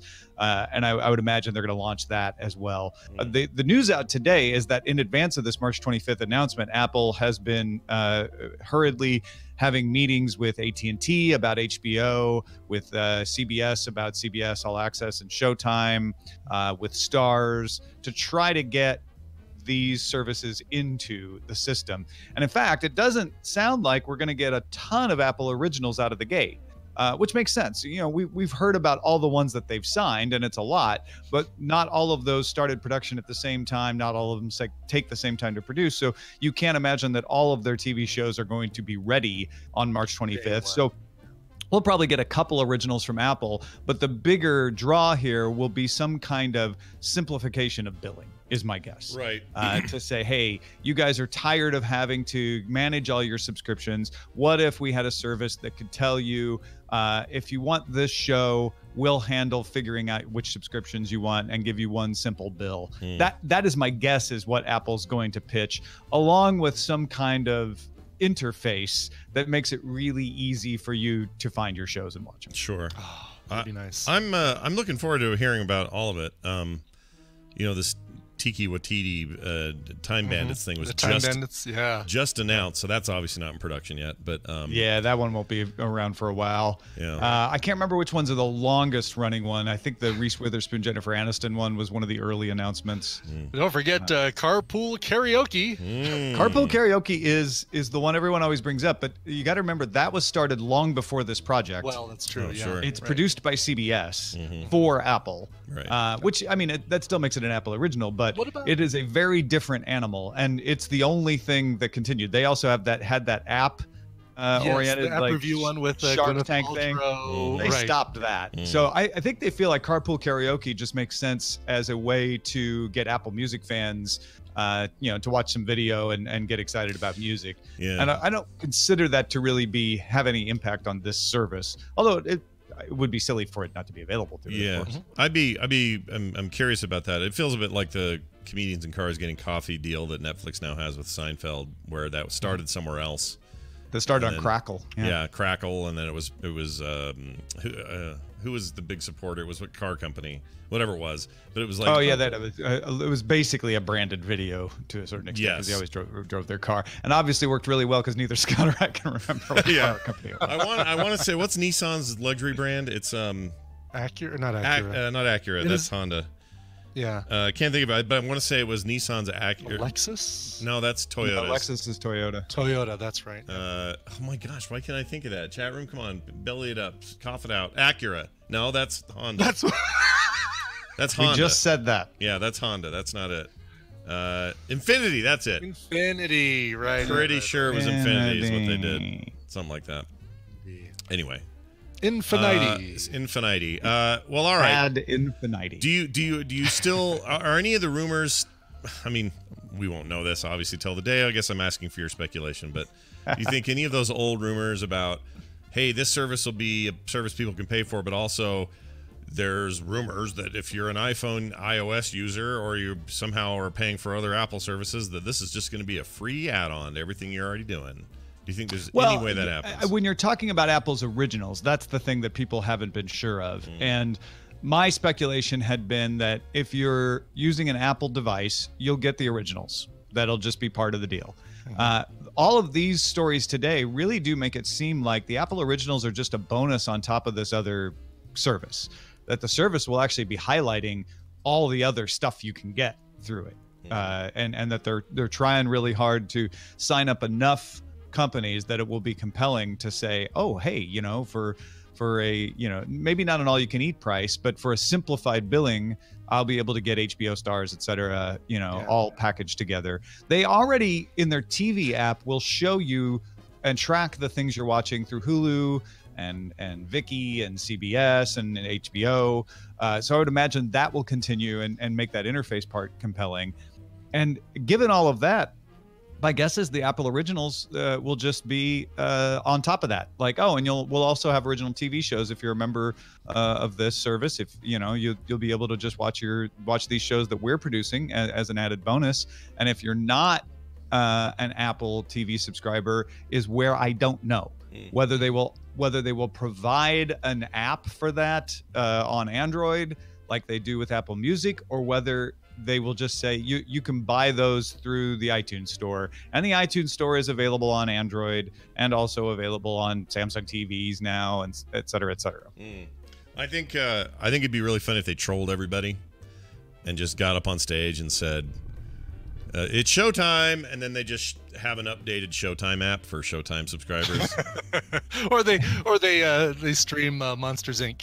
For everybody. Yeah, exactly. It's Showtime. It's Showtime, the only app that agreed to be at our news service. I mean, it is. They have a stiff. This is a stiff order at this stage. I think it's going to be interesting because there's a lot more competition there used to be, but also, a lot of weird little ones. And I subscribed to BritBox recently for reasons I'll explain in Nicole's segment today. A little $5 a month unit there. BritBox is coming to Britain. Oh, good. They're actually the fact that it has succeeded so well in North America has caused them to want to offer it in the UK. So it's going to have all different shows, but they're going to make some originals, which means we'd probably get those over here too. Yeah. It's pretty interesting combination of several different broadcasters, including the BBC, putting it together now in the home country. Sure. Where it all came from. We were the test market for BritBox in Britain. Yeah. Oh, really? Well, I have kind of. I have a taste for British stuff, and I thought I'd give it a shot. So I'm actually still in my trial, but that's because you don't like flavors. I am a flavorless man. We were talking about the British food is very good and gourmet, and there are many good restaurants in Britain. I'd like to add that disclaimer to my joke. Thank you. Very nice job. You staved off. We talked about the new Time Bandits thing. Back to the potential, or the Apple TV shows they're talking about. The other one that I'm excited about is the Ronald D. Moore space drama series. Yeah. Oh yeah. Right. Yeah, we don't know anything about that really, other than the generic. No. There's also Outer Limits from Steven Spielberg coming. Separate from Amazing Stories? Because I'm sorry, Amazing Stories. I said the wrong thing. Amazing Stories. Yeah. Okay. I was going to say Outer Limits by Steven Spielberg. That'd be awesome. Basically, Outer Limits with all the guns turned into walkie-talkies is Amazing There's Stories. a Twilight Limits coming from Jordan Spielberg. Oh, good. Twilight Limits. Yeah. And then there's This Is Us, which is about a group of brothers and sisters who find that they have evil duplicates, evil doppelgangers. That have, this is capital U.S. Yeah, Yes. This Is Us. Oh, that's a crossover great. I kind of want. Well, anyway, it'll be interesting. They certainly have the money. The question is, do they have the 0 to 60 impact? And that's the hard part. Like, most of these places have to either earn it over time, or it's a bunch of media that's coming to a new platform that was already there, so they have the strength of their back, their back catalog. And this is a case where it's like brand new service, brand new shows, brand new money, brand new everything. And I hope it goes okay. I think you're thinking about it wrong now. Yeah. My sense today, and this may change by March 25th, but my sense today is Apple's not going to be pushing it as an Apple television service with Apple created content. Apple's going to be pushing it as we've solved your frustration, because that's what Apple does, right? They say, you know what you're frustrated with? You're frustrated with the fact that there's too many darn services out there to choose from, and you've got to keep track of all these different subscriptions. Wouldn't you like it if somebody just made all that easier for you? Well, guess what? Apple did it. It's the new Apple television service. Whether you want to subscribe to HBO or CBS All Access or Showtime or Stars or whatever, it's all right there in one bill. We keep track of it. We remind you if you haven't been watching things in it, and help you unsubscribe. And guess what? It's available right now on all iOS and tvOS devices. Plus, you'll also get access to some special originals that are only available through Apple. Don't have an Apple TV? No big deal. We've been making AirPlay partnerships with most of the major smart TV brands and even the Roku. So even if you don't have an Apple TV, as long as you have an iOS device, you'll be able to stream all of these great contexts with the simplified billing right from your phone. It's coming 2 weeks. It's called iTV. I don't know what. I don't know what Apple is going to announce, but I want what Tom is selling. Yeah. No, what you're saying is real good if that's what they're doing, and I think it's a good sell for them. That is my guess right now. I just sent all my credit card information to Tom Merritt. Yeah. I just gave him all my money. You did a really, I mean, that was a really cogent job there. You just did of pushing that. You said one more thing. Yeah. Yeah, there's going to be a one more thing. I don't know what that is. Yeah. You get Jennifer Aniston visits your house. It's really good. Her breath smells fine. You know what? Tim, we're not going to call him Tim Apple anymore. We're going to call him Tom Apple from now on. How about that? Tom Apple. You like Tom Apples. Yeah, Tom Apples are good. Well, all right. This is just one of many subjects that are floating around the tech world this week, and we'll talk about more of them today on the Daily Tech News Show, which I am on, and Tom is back for a Wednesday. So looking forward to that. Tom, anything else you'd like to mention before we go? Just that Molly Wood and I are back hatching our old plots on podcasting with It's a Thing at it'sathing.me. Every week we pick a few trends to discuss and discover new things. We recorded our episode when I was in Austin last week, and both of us started with things that were like, well, I guess this is okay. And then in the course of our conversation, we just discovered all kinds of cool stuff we hadn't thought about. And you get to hear us discovering it live on the podcast. So if you haven't checked it out already, go check it out at it'sathing.me. It'sathing.me. Tom Merritt, Ace Detect on Twitter. Take it easy. We'll talk to you soon. Bye. Bye now. All right. Whoops. Excellent. I made Brian not center of attention. Now he is. Oh, thank goodness, because that is where I need to be all the time. You were just a little postage stamp for a second, but not now. We had that wonderful and lovely Molly Wood on America's Next Top Podcaster this last week as part of the storytelling. Oh, it happened then.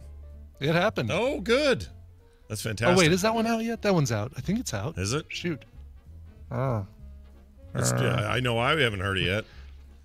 No, maybe it's not out yet. Guess what, everybody?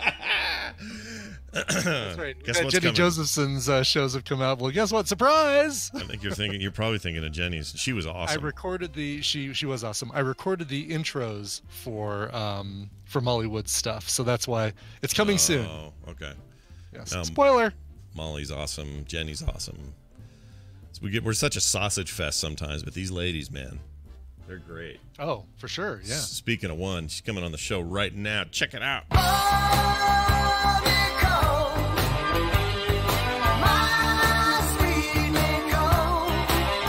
Ladies and gentlemen, it's Nicole Spagnolo, also from Colorado. Also, and this guy. Yeah, look at this guy. Is that Mark or your brother? We can't tell from the. That's Mark. Oh, is that Mark? Okay. We're taking it's a snow day here in Colorado, so kids are home. Yeah, everybody's snow just started coming down here. We're already up to 11 feet. How about you? You got only 5 feet. Only 5 feet. Okay, good. Oh, is that all? Okay, it's not so bad. Oh yeah. Yeah, the entire center of the country pushed west a little bit is supposed to just be a nightmare today. So everyone be careful, drive careful, do all those things, and don't go out in the snow if you don't have to. Mm-hmm. Although if you're build a snowman. Yeah. If you're gonna build a snowman, do that. Do you want to build a snowman? I would love to build a snowman. Let's build a snowman. Let's do it right now. And this is good sticky. This is sticky snow where I am at least. Yeah. Perfect. Yeah. Mm-hmm. Perfect. It's very wet. Yeah. Go out and make yourself snowman. So much warm weather that this is like it is the perfect snowman building snow. Yeah. Or if you ski, good day to ski. Mm-hmm. Anyway, hey, check it out. I do not ski. Oh, I don't either. I don't like skiing. It's Nicole Spag. She is here to talk about streaming stuff in the world of streaming services that we watch and liked. We do this each and every week, and we usually start with Brian. I don't see any reason why we shouldn't today, Brian. One day we're not going to start with Brian. One day I know, and then people know that the apocalypse is upon us. This is from 2018. Listen, the clip that I pulled was very, very obvious, so I made a little bit of an edit that you probably won't even notice, but I wanted to keep things kind of guessable and not super obvious. So, all right, let's take a listen and see what we got here. Check it out. The island's long-dormant volcano, reclassified as active, has shown considerable unrest in recent months. Geologists now predict an extinction-level event will kill off the last living caveman on the planet. Since the disaster that shocked the world in 2015, the Masrani Corporation has paid out more than $800 million in damages to settle class action lawsuits brought by survivors. Activist groups have mobilized around the globe in what has become the flashpoint animal rights issue of our time. With an eruption expected at any moment, the U.S. Senate has convened a special committee to answer a grave moral question. Do caveman deserve the same protections given to other endangered species, or should they be left to die?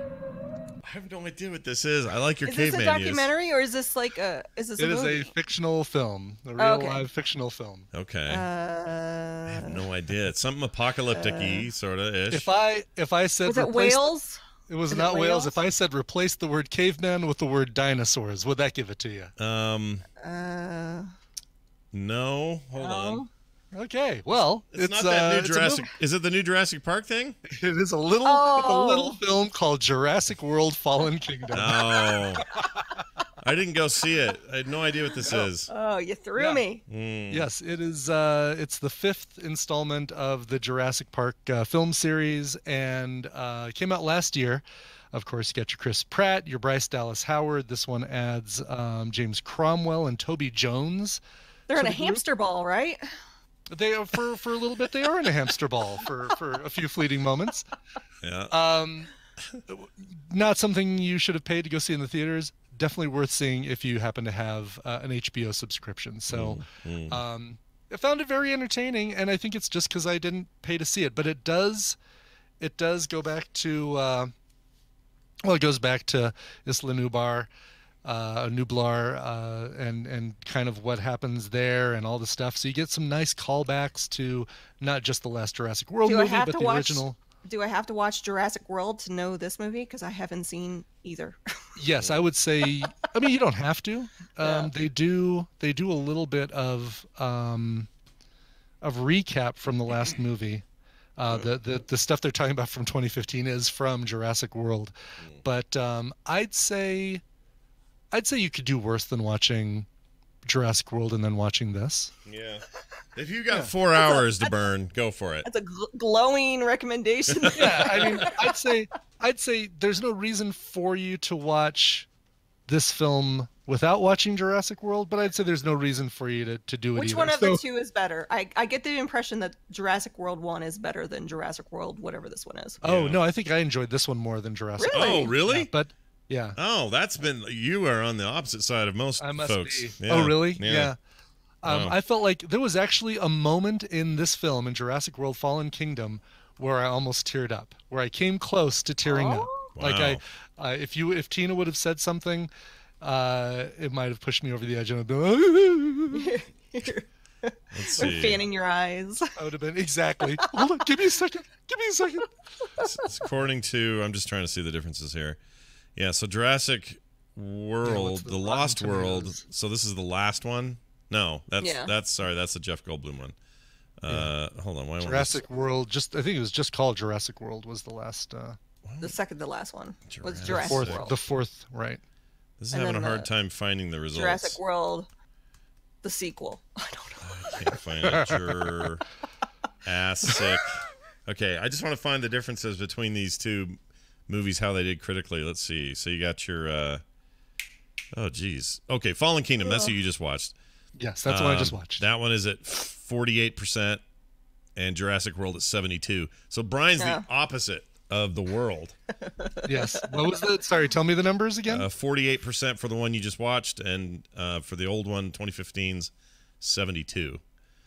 Oh, okay. Well, it's not like 0 and 99. I mean, well, 40 and no. 70. No, I don't mean that, but you know what I one mean. One is lower than 50. The opposite of the world. Brian, you're the opposite of the world.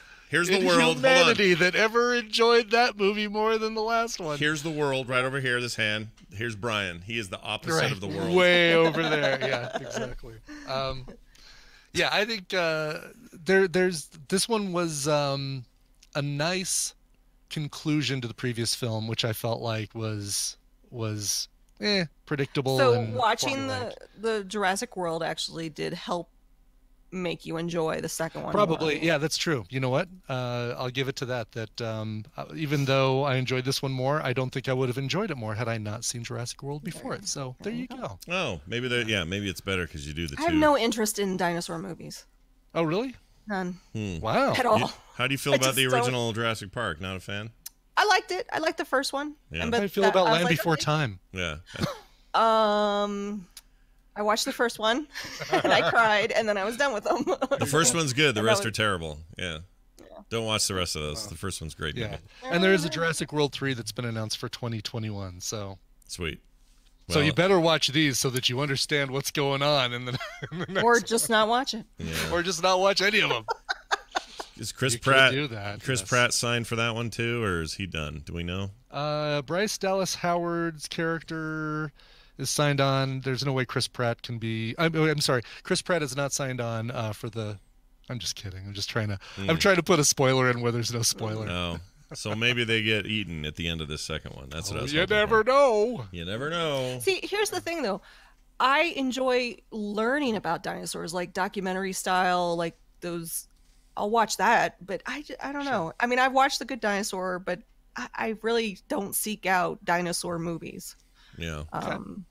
All right. I don't know. Fair enough. Look, it's. I like to see the chat's saying I'm with you, so I'm not alone. Yeah, there's one or two people in there. Bagheera, no interest in dinosaurs from Bagheera or Sam Jane. I like dinosaurs fine if it's a good movie, but if it's not a good movie, then forget it. I'd say, you know. Did you see? You saw the first, or you saw Jurassic World, right, Scott? I did, yeah. Saw it in and theaters. what would be your rating on that one? I liked it more than 2, the Jeff Goldblum 2. Sure, that was terrible. Lost World, yeah. but I liked 1 and 3 more than World. And then I think you'll like this one less than 3. Yeah. But more than 2. Oh. Okay. And probably less than 4, but more than 2. Okay. That doesn't sound too bad. I can deal with that. Yeah. So everyone see the friendly, what's it called? The Good Dinosaur. Watch that instead. That's a nice little movie. It's not, sadly, not streaming anywhere. No. That will make you cry. That'll be on your Netflix, your Disney Plus. Yeah, watch for that. Yes. All right. Here's my clip of a thing that is so different from Brian's this week. It's almost painful to play it, but I'm going to play it anyway. See if you guys can figure it out. It's a trailer from a special episode of this show. So now you know it's a series, but it's the best I could find trailer-wise. Otherwise, a special Blossom. Yeah, hopefully, we'll see if this guy's helps you figure it out. Here you go. There's nothing like an exotic holiday abroad. Eggs, sausages, beans, and chips 7 times. Will you be taking the wine or the brown ale? Warm, tropical nights. Mrs. Slocum. I was just putting a little more air in my lino. Any ideas? Any guesses? Is it Faulty Towers? No. Oh. Your I saw era. that was going on. You are era correct though. Oh, okay. So you're in the zone. I mean, we've had Monty Python. I mean, that sounds kind of Monty Python-ish, but not them. Yeah. The other hint is I subscribe Benny to Hill. Nope, but you're still era correct. So your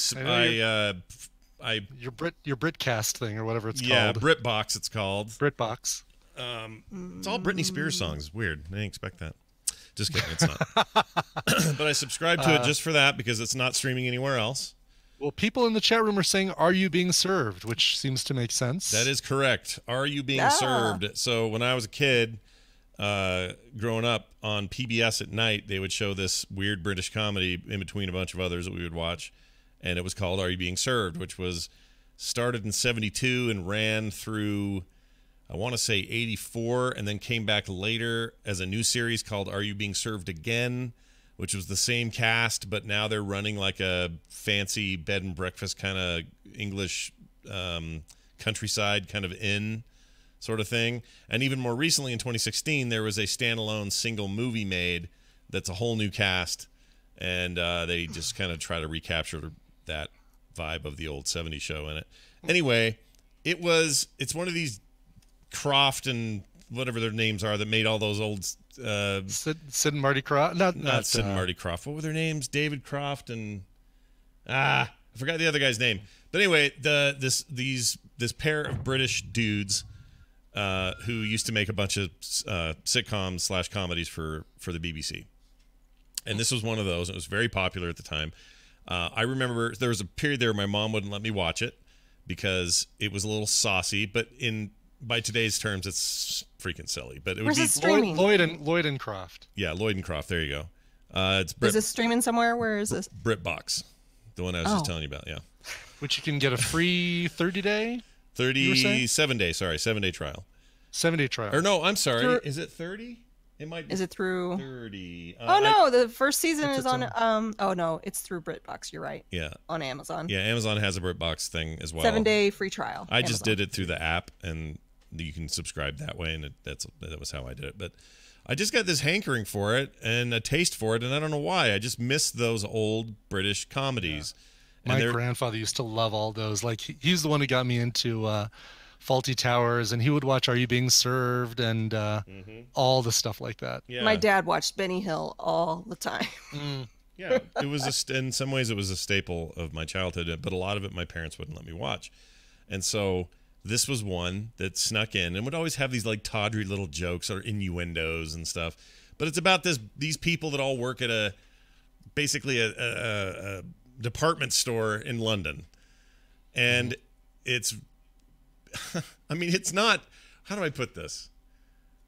It's not great. I mean, there's nothing about it. It's not Faulty Towers. Faulty Towers is genius, right? That is one of the greatest comedies of all time, British or otherwise. This is just fun, dumb, very British, very, very British humor. It's the best way I can describe it. And I enjoy it. So I've been binging that hard, and it's too much. I've been dreaming about it because I just kind of have it on all the time. and I'm gonna get through the whole thing. And I never did see the offshoot where they ended up in a out in the middle of the countryside running a bed and breakfast inn thing. So I'm gonna watch that. I don't know why I'm so hooked on it, but I am. So there it is. It's available now on BritBox, which apparently you can add as an add-on in your Amazon Prime Video setup if you want to do it that way. Cool. Have you watched the show Mum? Not Ma'am, but Mum? No. That's on BritBox? No. Is it another comedy? Another comedy. Is it new or old or? Old, 2016, but it's called Ma'am. No, it's called Mum. Oh. It's not that old. I don't mean. 2016, Yeah, that's 2016 is like not very ago. old. Well, meaning it's not like a brand new series kind of thing. Oh, okay. I just meant like, is it old as dirt, which is what I'm looking for. I want this 70s era stuff. What's the one with not Cloris Leachman. I can't think of her name. Who played M on the James Bond movies? Oh, Dame Judi Dench. Judi Dench. Yeah, yes. Judi Dench. Duty Dench. She was in some show with, I can't remember that guy's name either, but they were in the show about growing old together that I used to love when I was a kid, and that's on there. I'm going to watch that. It's just a fun, stupid thing, and for whatever reason, British comedies were a really important part of my junior high years, and so I'm enjoying it, and it's great. I really like it. Cool. So go check that out. All right, Nicole, let's get to yours. What do you got there? Before I get into mine, you brought up Cloris Leachman. Is it Leachman? Leachman. Leachman. Yeah, Leachman. Cloris Leachman. So, did you watch American Gods when it came out on Starz? Oh yeah, last season? she's great in that. Real good. So the new season is on, and I subscribed to Starz. Yeah, of course you through do. Amazon, and we started watching the first episode of season 2. And I love that show so much. She's in it. It's wonderful. If you're not familiar with American Gods, check it out. It's great. If you haven't read the book, read it. It's one of the best books I ever read. I loved it. And I'm finding I'm enjoying the show more since I read the book. Oh yeah, I'm sure. So yeah. I read the book first, and then I started watching the show, and I'm loving seeing it come to life. I agree. It's totally worth reading, even if you never see the show, but also it will enhance your enjoyment of the show for sure. Yeah. Tina and I have been waiting. I don't know why we're waiting anymore, because first season is completely bingeable now on Amazon Prime. So, but you still have to buy the. Well, you can do the 7-day free trial through Amazon, which this is the second time I've done it, because I did it the first time with the first season. And I wonder how long you have to wait between. I don't know. Interesting. They gave me another 7 days. I was like, dang it. I should have waited till the end. Still on the fence, Amazon. Can I try it again just to see? But this is the kind of show that I want to watch when it comes out. For me, it's up to like Game of Thrones level for me. Oh, wow. So we started watching it, and it's wonderful, and I love it. I wish it was. How do I explain this? I'm in a full agreement here, in that it's cool. I just wish it was a little less. How do I explain this? Everything looks like it's got like a CGI color filter on it.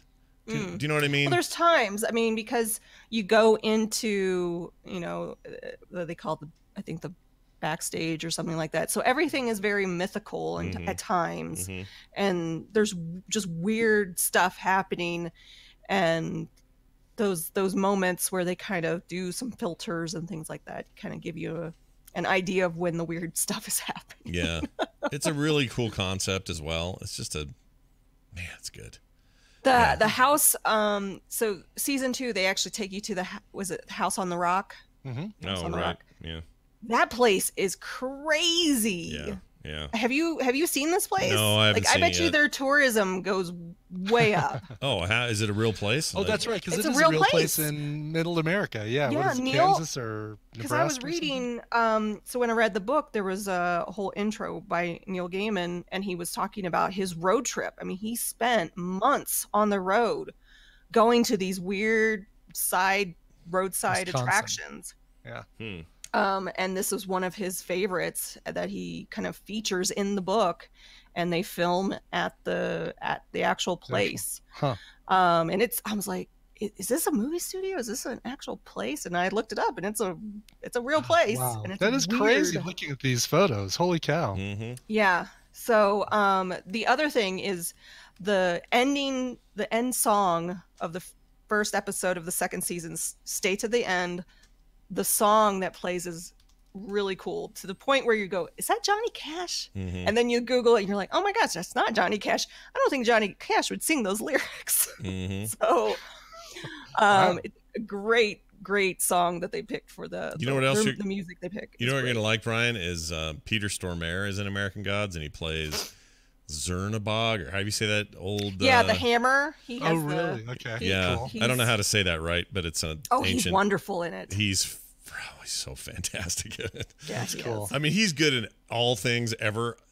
Like, we've already mentioned him 3 times today without even meaning to. He's in this. He's in Jurassic Park 3, and he's in Fargo. He's in Fargo. Like, all this stuff that's come up today, they all have a Peter Stormare. Yes, Chernabog, Cool. or however you say it. Is it like a Russian? I'm excited to watch myth it. We or just something? started Umbrella Academy, and we really like it. So probably once we're done with Umbrella Academy, then we'll switch over to American Gods. Nice. I got Mark watching Umbrella Academy, and he's asking me questions. I'm like, just watch it. Just don't ask me about it. Just keep watching. Well, wait, where's number 6? How come I haven't seen it? Yeah. Awesome. It all becomes clear with Umbrella Academy. Yeah, sure. The other really great actor in American Gods that I didn't realize it till towards the end is Pornstache from Orange is the New Black. Oh yeah. Oh really? Yeah. And he plays the leprechaun, and he's amazing. He's really good. Yeah. Oh, so oh good. my gosh, you're making me want to go watch the season. First It's season wonderful. I highly. It's worth the subscription to Stars for it. So yeah. Not for the kids, everybody. Not for the kids. Yeah. No, of course not.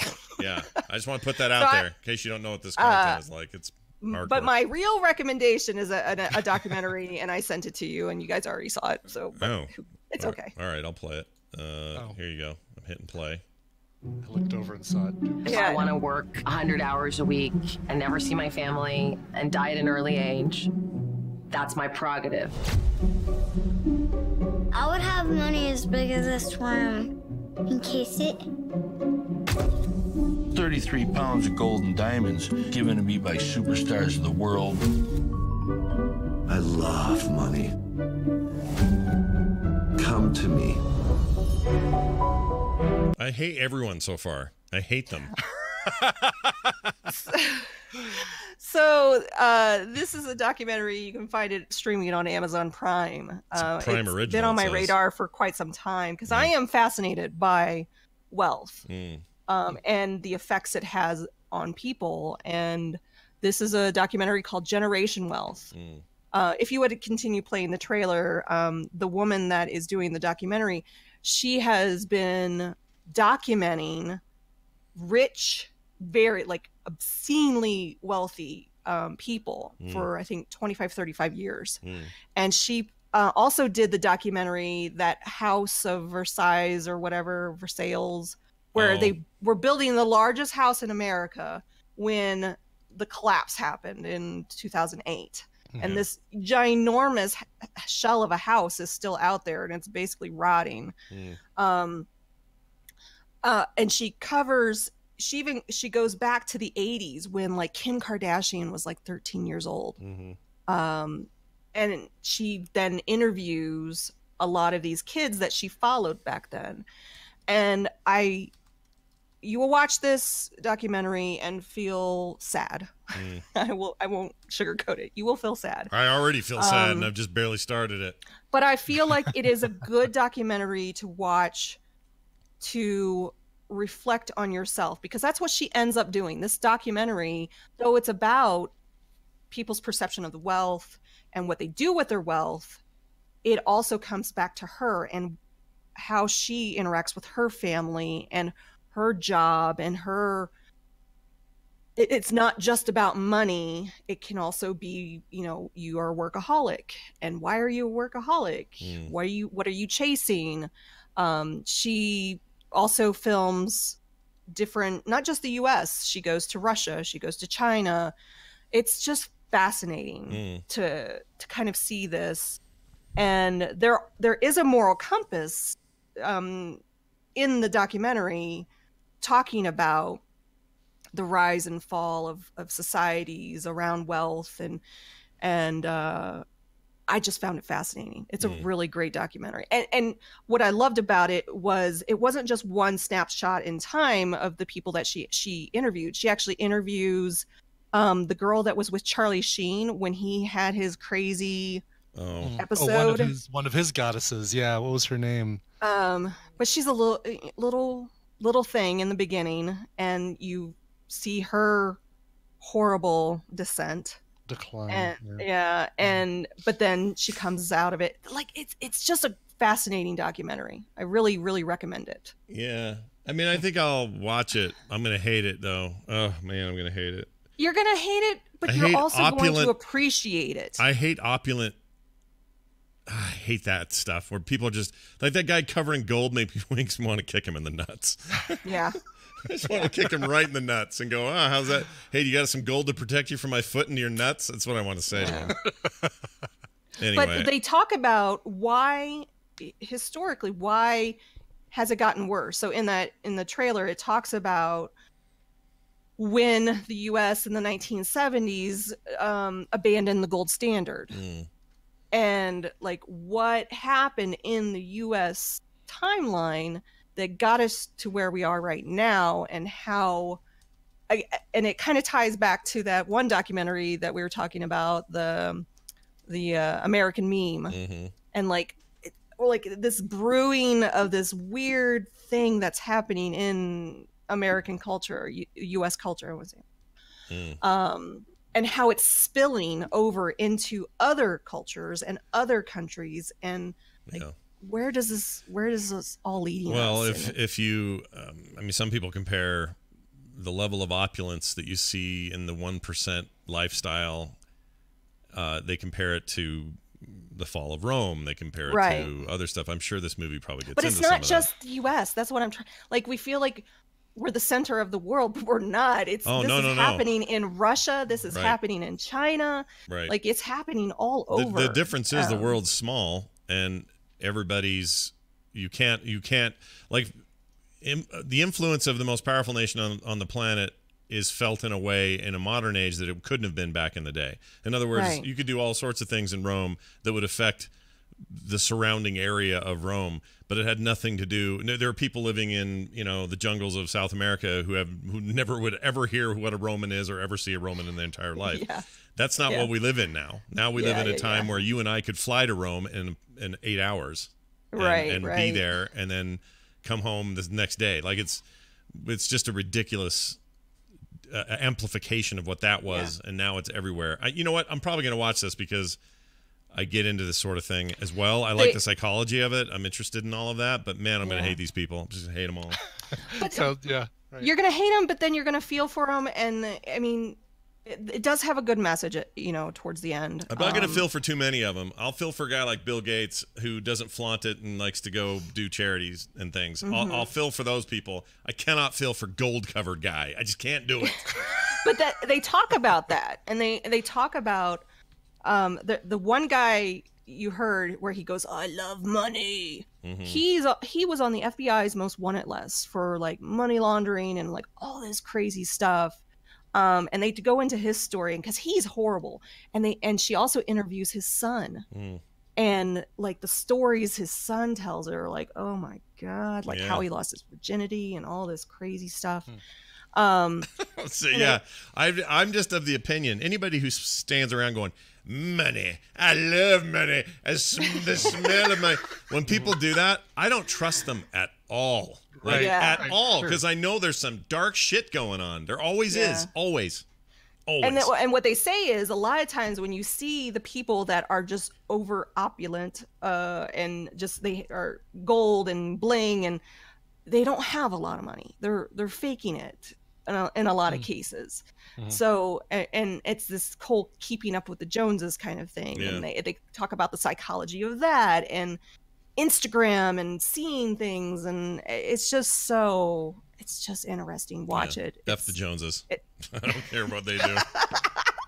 I've never cared about the Joneses. F the Joneses. I've never cared about the Joneses, let alone keeping up with them. It's a bad pattern to find yourself in. Even if someone you do in the chat, Samantha just brought up Trump. They do feature Trump. Oh, hi, Ava. How could they not? Oh, hi, Ava. Oh, hello, Ava. the reality and the reality contest she wants me to put in. My kid is into yokai right now. Yeah. You know, she's yokai also watch. waving at us and making yeah. faces. Oh, yeah. The joy on her face when that thing went on. She's so cute. Yay! Okay, go watch the show. I'm almost done. Okay, see you later. Yep. Oh, I love her so much. She's so cute. Yeah, there's another recommendal. Great age. Yokai Watch on Netflix. We've already watched the first season like 4 times. People are really into that thing. That's a popular Netflix original. Well, all right, I'm gonna watch it and I'm gonna hate it. What's a Netflix? Yokai Watch is not a Netflix original, isn't it? I thought it was. No. No. Oh, where's it come from? Who does that? Japan, I think. Oh, is it Japanese? Yeah. You can watch it on Japan Box with your free 7-day trial. I was looking for season 2. Ava, shush it. So season 2, Disney XD they've done English dub of Yokai Watch. So they broadcast it and then they package it up. Oh, okay. Amazon picked up the first season and I had to buy the second season on Amazon Prime, or just Amazon, sorry. Yeah. But yeah, it's by the way, been before a we get challenge. emails about Kim Kardashian's age, you mentioned she was 13 in the 80s. She was actually 13 in 1993. 93, or maybe it was the close 90s. enough. I don't know. Close enough. 90s. Yeah. I grew up in the 80s, so everything happened. Yeah, everything happened in the 80s. I agree. All good things happen in the 80s. How about that? Yeah, that's right. I'm with you 100%. All right. Nicole Spag, everybody. She will put these on Twitter at Nicole Spag. Yep. And then you can see the links and stuff and then go decide if you're going to watch this stuff for yourself. You want to go see a guy covered in gold being an a-hole in public? Go for it. That's going to happen. He has the longest limousine. He holds the world's record of the longest limousine and the longest jet. Yeah. It's like just a not limousine jet. Probably a guy with the shortest Probably also penis. has the shortest something else. Yeah. Shortest penis, longest jet. That's how that works. Nicole, have a fantastic day. And we'll see you later. Goodbye. Bye. Have a fun snow day. All right. I did that thing to Brian again. Let me fix it.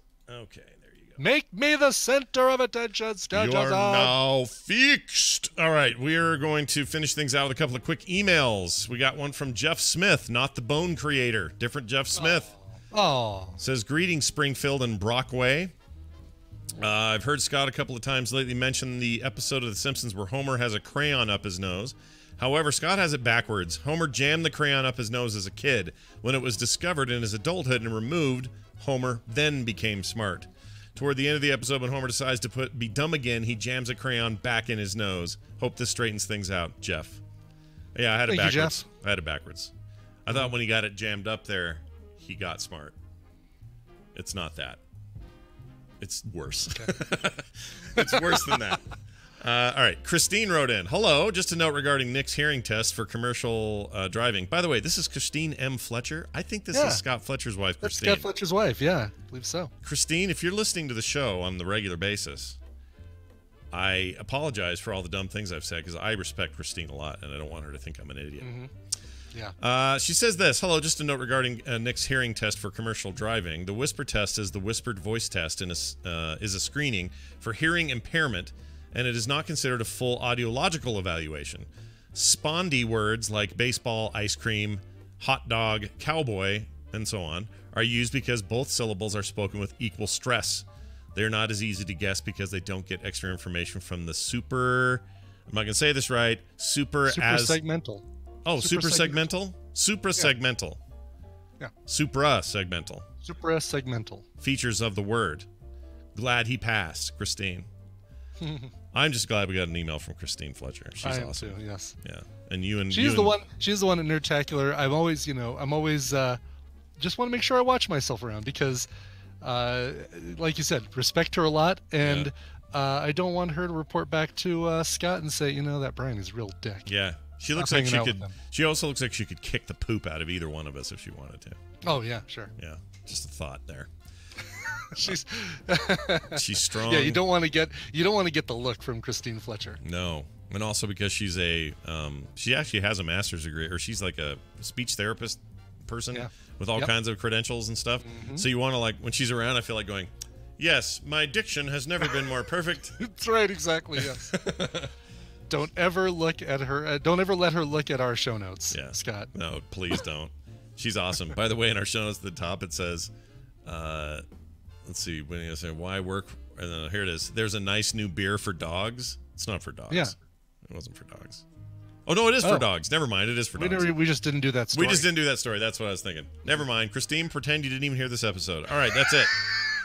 I think she's already done that. Y'all want to email us? You can. Just be like those folks and send us an email at themorningstream@gmail.com. Or if it's simpler for you, you can go to the website, frogpants.com/TMS. It's got links to contact us. You can find our phone number for leaving voicemails. You can find our Twitter accounts. And, of course, you can support us at patreon.com/TMS. All right, Brian, it's down to you now to take us out. Well, okay. J.K. Singerman wrote in, said, today is my husband Ryan, a.k.a. Zombie Doc, 37th birthday. This song was our first dance at our wedding, and I still look at him the same way as I did that day. I'd love for you to play it as a happy birthday to him from me. He means the world to me, and I'd like the world to know. Signed, J.K., Mrs. Zombie Doc.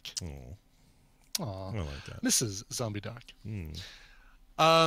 So her request was The Way You Look Tonight by Frank Sinatra. And Mrs. Zombie Doc, that's not the way things work here. You request a song, and I know Frank Sinatra, not the original performer of the song, actually Fred Astaire, the original performer of the song, but I'm still going to play a cover because that's what we do here. This is a cover by Jules Holland and his Rhythm and Blues Orchestra with amazing vocals by Sam Brown. I've played this on the show before, but it is my favorite cover of the song, that originally done by Fred Astaire, but probably most closely connected with Tony Bennett. It's almost like one of his signature tunes. Here is Jules Holland and Sam Brown and The Way You Look Tonight. This show is part of the Frog Pants Network. Frog Pants Network. Get more shows like this at frogpants.com. Now this. No, there's nothing else. There's nothing Now that. Now this. Now that. Now this. Now I have a pen. Now I have a pineapple. Oh, that guy. He's